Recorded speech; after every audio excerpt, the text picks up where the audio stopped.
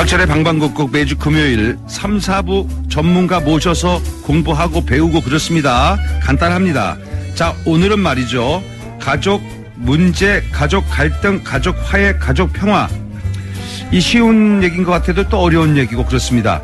나우미 가족문화연구원의 김숙기 원장님 나오셨습니다. 안녕하세요. 네, 안녕하세요. 김숙기입니다. 몸살 감기가 심하신데도 불구하고 방문해 주셔서 감사드립니다. 네. 네, 저희는 다 몸살 감기를 앓고 나서 감염은 되지 않을 거니까 걱정하지 마세요. 아, 감사합니다. 면역이 다 돼 있어요, 지금. 월요일 시간에 그 미워도 다시 한번 코너가 있잖아요, 우리가요. 거기에서 가족 이야기가 좀 많이 나오는데 뭐 가와만사성 이런 얘기도 있습니다. 가족이 편해야 모두가 평온하다 이런 건데요. 당연한 얘기죠. 자, 아는 만큼 모인다. 여러분의 질문을 받겠습니다. 100원의 정보 이용료. 마시세요. 쭉쭉 마시세요. 괜찮아요. 선생님. 쭉 원샷으로 감기약 드시겠습니다. 100원의 유료 문자 샵에 9977로 자 궁금한 문자 보내주시고요. 아, 선생님. 네. 나우미 가족문화연구원 소개를 좀 해 주십시오. 뭐 하는 곳인지. 나우미 가족문화연구원은요. 이 나우미에 대해서 우선 조금 풀면 나와 우리의 미래. 예. 그래서 이제 그 가족이 행복하려면 어떻게 하면 좋을까. 그 부분에 대해서 뭐 상담도 하고 연구도 하고 또 프로그램도 만들고 뭐 이런 기관입니다. 나우미 가족문화연구원. 나우미 가정이 아니라? 예, 가족문화연구원. 가정으로 써 있어. 가족문화연구원. 네네. 그 선생님. 네. 김숙기 선생님. 네. 그러면 이 원장님이세요? 네, 저는 원장입니다. 이거 생긴 지가 얼마 됐어요? 2000년도부터 시작을 했으니까 그렇죠. 18년, 19년. 옛날에도 됐네요. 우리가 많이 봤어요, 요거. 네, 많이 TV에도 나왔고 라디오에도 많이 나오셨어요. 네, 맞죠. 예. 열심히 활동했습니다. 그래서 많은 가족들이 저기 해체되는 걸 막아줬어요. 그럼요. 예, 나오미가. 네. 예. 나와 우리의 미래가 막아줬습니다. 지금 현재 방송 들으시는 분들이 운전자가 많아요, 대부분이. 집에서 듣는 사람, 정지해서 듣는 사람도 있지만 이걸 듣는 사람들이. 네, 운전하면서. 운전하는 사람이 많이 들어요. 네. 차가 많이 밀리고 그럴 때 이제 이게 다 들릴 거예요. 자, 그러면 이제 오늘 기분이 굉장히 안 좋게 싸우고 나왔단 말이에요. 네. 애 엄마랑. 그럼 뭐 사람들이 그런 사람이 많아요. 그 운전이 잘 안 되지요. 그렇죠. 그러다가 사고가 나지요. 그렇죠. 감정이 또. 네. 확확 껴드는 사람 안 봐주고, 양보도 안 하고, 배려도 안 하고, 그리고 술이라도 한 잔 먹었다. 네. 큰일 나지요. 그럼요. 예. 큰일 납니다. 대리운전도 안 하려 하고 그러면 안 됩니다. 그래서 나오미에서 오늘 부부, 자식 간의 갈등, 이런 게 좀 필요한데, 이게 이제 우리가 교육을 이렇게 학교에서 해주는 데가 없어서 학교에 이런 데 없죠. 그렇죠. 학교에서 할 수 없죠. 어떻게 보면 가정 안에서 자녀 탄생과 동시에 뭐 한 20년, 30년 데리고 있는 동안에 쭉 어떻게 보면, 이런 교육이 이루어지는 거죠. 부모에 의해서. 나오미를 빨리 만났어야 되는데, 내가. 아, 맞습니다. 네. 그래서 저도 안타까워요. 그럼 뭘 맞습니다 하고 그걸 또 받아주세요. 저희 그래서, 계속 넘어가야 돼. 그런데 말이죠. 요즘 뉴스 보면은, 내가 깜짝깜짝 놀래죠, 요새. 너무나 큰 사건들이 많이 일어나기 때문에요. 저희 90년대 엄청난 사건이 있었어요. 박한상. 그렇죠. 박한상. 예. 예, 그 가족 뭐 이렇게 해서. 네. 영화로도 나왔잖아요. 네. 그게 이제 어떤 거냐면 그 무서운 영화 그 누구죠? 이성재 씨가 주인공했던 공공의 저. 그게 나왔던 네. 그게 그 영화를 그거 사건을 모티브에서 시작하는 거예요. 네. 근데 저 집도 내가 알아요. 저희 동네라. 그런데 이게 평소에 이런 위험을 우리가 줄여야 되는데, 그럼 어떻게 해야 되나? 우리가 어떤 교육을 받아야 됩니까?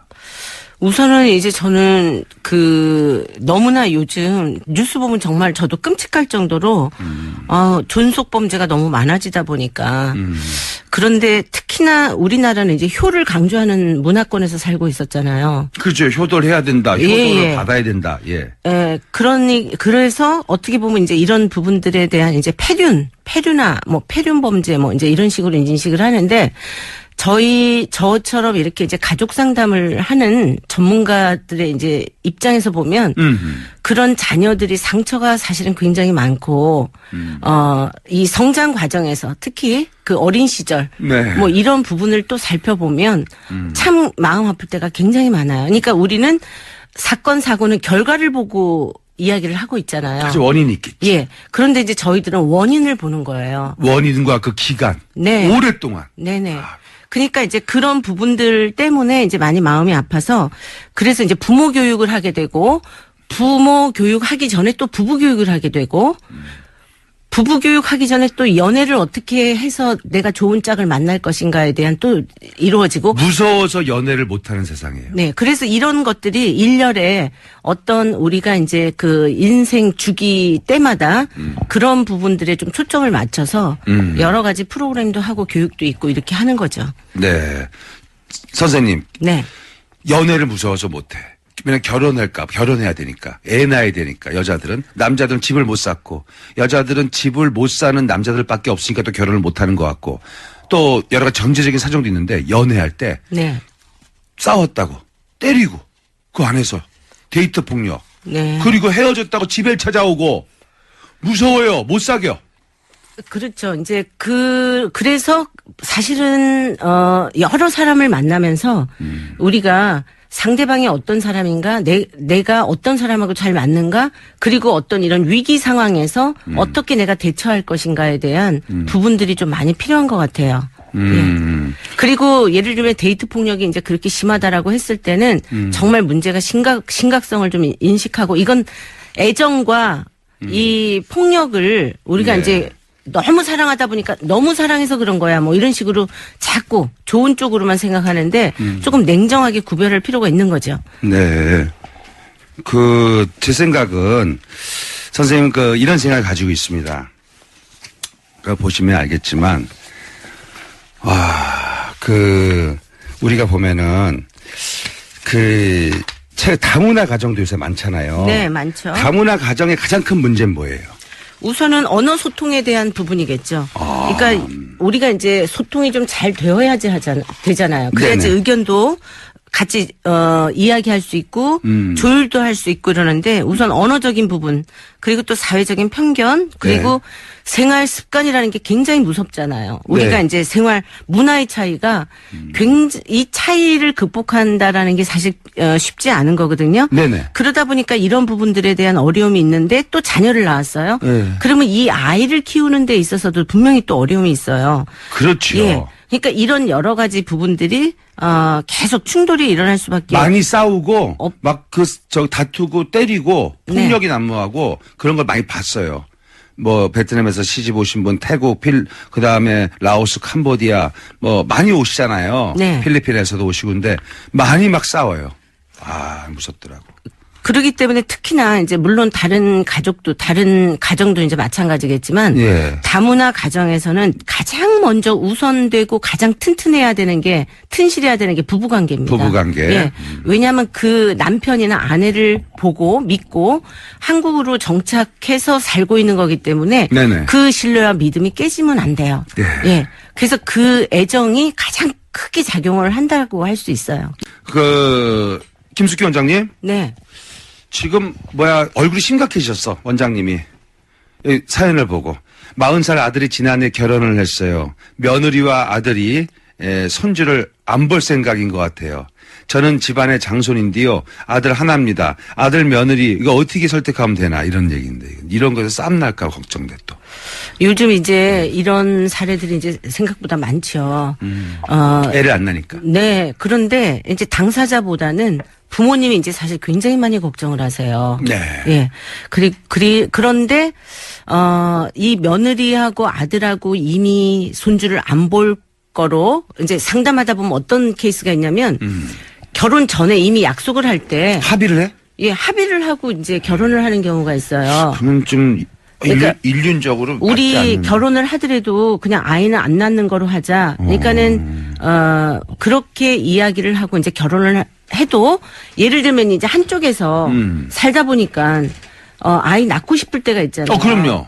그래서 상대방한테 이제 아이를 낳자라고 하는데 이제 그럴 때 이제 저를 찾아와서 우리는 분명히 합의를 해가지고 결혼했고 아기를 안 낳기로 했는데 이 여자가 아이를 낳기를 원한다. 나 이제 못 살겠다. 뭐 이런 경우도 있어요. 실질적으로. 남자는 이제 저희가 이제 무자직이 상팔자다라는 생각을 가지고 있는 사람이네. 그 양반. 그런데 이제 살펴보면 제가 이제 그러면 이제 어떤 부분을 하냐면 아이를 낳아야 된다, 안 낳아야 된다. 이거보다는 왜 안 낳으려고 할까를 이제 또 들어가는 거예요. 그렇죠. 도대체 왜 아이를 안 낳으려고 하시는가요? 이제 이거 대화를 자꾸 끌어내는구나. 네, 그러면 이제 예를 들면 이유가 있잖아요. 네네. 그러면 그 이유를 우리는 이제 걸림돌이라고 그러거든. 인생을 사는 데 있어서 우리가 이제 걸려지는 이렇게 걸림돌이라고 네네. 봐요. 그러면 그 걸림돌을 원인을 찾아서 이렇게 제거해 주는 것들에 조금 초점을 맞춘다고 할 수 네네. 있죠. 그런 면으로 봤을 때 이분도 예를 들면 며느리는 어쨌든 그 아들 때문에 이루어진 형성, 가족 관계이기 때문에 며느리보다는 저는 아들이 왜 자녀를 안 낳으려고 할까? 이 부분에 대해서 좀 생각해 볼 필요가 있다고 보는 거죠. 왜 안 낳을까요? 이분. 그러니까 왜 안 낳을 것 같아요? 대부분의 많은 사람들이요, 저한테 오셔서 뭐라고 얘기하시냐면, 부모님이 사는 모습을 보면서 결혼하기가 무서웠다, 내지는, 결혼해가지고 행복해 보이지 않았다. 부모님. 싸우고 폭력적이고 막 그런 걸 봤나 보다. 뭐 그런 거 볼 수도 있고 너무 희생하고 참는 경우도 예, 마찬가지예요. 그러니까 이제 롤 모델이 사실은 이제 부모님이라고 할 수 있는 거죠. 기본적으로. 네네. 근데 이제 부모님이 남편으로서 아내로서 알콩달콩 행복한 모습을 만약에 꾸준하게 보이면서 행복하다라고 만약에 한다면 그러면 어떤 어려움이 있어도 이제 아이 낳는 거에 대한 두려움이 없을 텐데 아이를 키우는 거에 대한 어떤 두려움을 많이 가지고 있는 경우가 있어요. 그래서 심리적으로는 이런 게 있고요. 그다음에 또 두 번째는 뭐냐면 사회 현상. 지금 사회적으로 예를 들면 정착 집을 사서 뭔가 아이들 교육비 한 명을 키우는데 교육비가 뭐 한 2억 7천, 3억 뭐 이렇게 든다라는 보고서들이 이제 뭐 이렇게 나오잖아요. 유학 가면 더 큰일 나지. 네. 그렇기 때문에 그거를 우리 수입으로는 감당할 수가 없다. 뭐 이렇게 이제 이야기를 하고 있습니다. 그렇기 때문에 그런 여러 가지 부분을 한번 살펴보시고 그래서 우리 아들이 왜 어떤 부분 때문에 이 자녀를 안 낳으려고 하는지부터 조금 귀를 기울여서 이야기를 듣고 그 부분을 좀 도와줘야 되지 않을까 싶어요. 무조건 나라 해가지고 될 문제는 아닙니다. 며느리가 이제 시어머니가 이러면 어떡해요? 아야, 애기야, 왜 안 낳냐? 낳아라. 그렇게 강요가 되는 것 같아요. 그러면 오히려 더 역효과가 난다고 할 수가 있어요. 그러니까 정말 너무나 우리나라에 지금 이제 많은 젊은이들이 굉장히 부정적이에요. 가족관계, 예. 결혼, 뭐 그래서 이제 우리가 3포 시대다, 5포 시대다, 7포 시대다 뭐 이런 얘기 있잖아요. 네. 그리고 결혼을 했다 할지라도 정말 딩크족 아이를 낳지 않겠다라고 하는 그런 네. 딩크족들도 많이 딩크. 네, 딩크족. 그렇기 때문에 수입은 2배. 애는 안 갖는다. 네.